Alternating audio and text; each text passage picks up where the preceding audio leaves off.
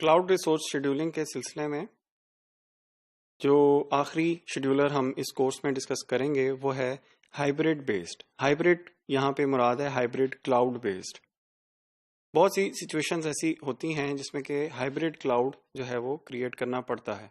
हम hybrid cloud को पहले ही उसका आर्किटेक्चर वगैरह कवर कर चुके हुए हैं।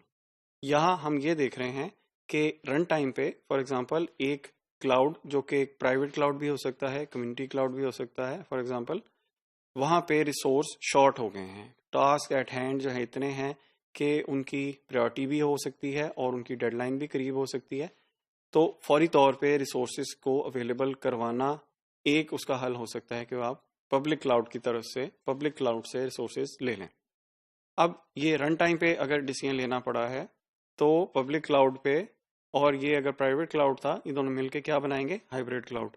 सो हाइब्रिड जो है सेटअप में जो है जंप लगानी पड़ती है सिस्टम को, ताकि जो टास्क हैं वो एक तो उनकी डेडलाइन मीट हो जाए और जो रिसोर्सेज अवेलेबल हैं वो अगर शॉर्ट हैं तो क्लाउड पब्लिक क्लाउड से जो है फॉर एग्जांपल रिसोर्सेज ले लिए जाएं।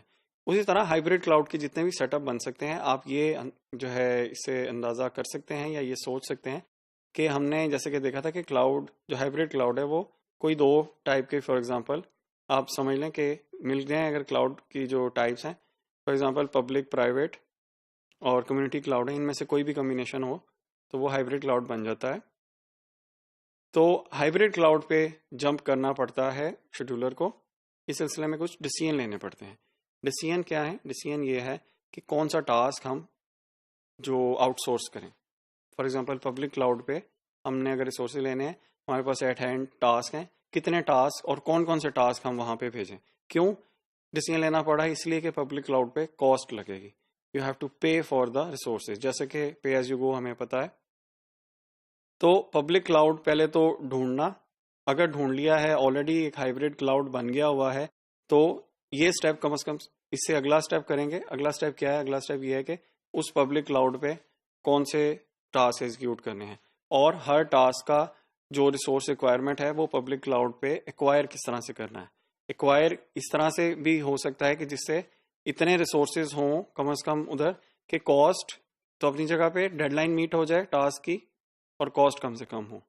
सो यहाँ पे भी हम एक कम्प्लेक्सिटी जो है एल्गोरिदम में देखते हैं हम कि जहाँ डिसीजन मेकिंग में ये फैसला करना पड़ता है कि एट हैंड जितने टास्क हैं उनमें से कौन से टास्क क्लाउड अगले क्लाउड पे हाइब्रिड क्लाउड के उस पार्ट पे जो है वो शिफ्ट किए जाएं कि जहाँ पे रिसोर्सेज भी अवेलेबल हो जाएं और कॉस्ट भी कम से कम पड़े। सो इस तरह से जो हाइब्रिड जो क्लाउड है बेस्ड शेड्यूलिंग है उसमें भी जो है वो किसी ना किसी हद तक कुछ कम्प्लेक्सिटी available है। So in order to finish the task within deadline and budget, the selection of tasks to reschedule and the cloud IT resources to be availed are very important. So इस सिलसिले में जो recommendation है वो यही है कि एक तो डेडलाइन या जो भी प्रायोरिटी है या जो भी टास्क जैसे भी आपने सिलेक्ट करना है या एल्गोरिदम ने सिलेक्ट करना है उन टास्क को केयरफुली जो है सॉर्ट आउट किया जाए और उनको सिलेक्ट किया जाए, प्लस जो रिसोर्सेज एक्वायर करने हैं उसके ऊपर क्लाउड पब्लिक क्लाउड के ऊपर वो with in budget for example हो और ये टास्क जो हम शिफ्ट कर रहे हैं उधर उसमें इतना कम टाइम लगे कि इस माइग्रेशन में टास्क की जो शिफ्टिंग है उसमें टाइम कम से कम ज़ाया हो ताकि डेडलाइन जो है वो मीट कर सकें हम।